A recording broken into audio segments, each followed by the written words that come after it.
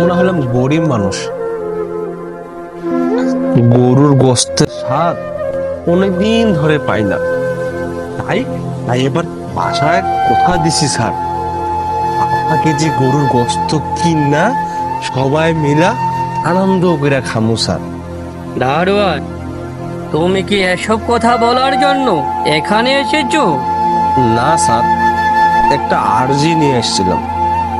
দারোয়ান, রোজায় স্যারকে এত বিরক্ত করিও না। কি বলবা তাড়াতাড়ি বলো।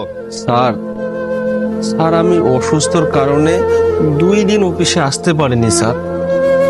স্যার আমার 10 দিনকার বেতন কাটিয়ে নেওয়া হয়েছে স্যার। স্যার স্যার আমার আরো এই ঈদের বোনাসটা সব কাটিয়ে নেওয়া হয়েছে স্যার। ম্যানেজার, কি বলছে দারোয়ান এসব? স্যার, এটা তো আমাদের অফিসের রুলস। দারোয়ান,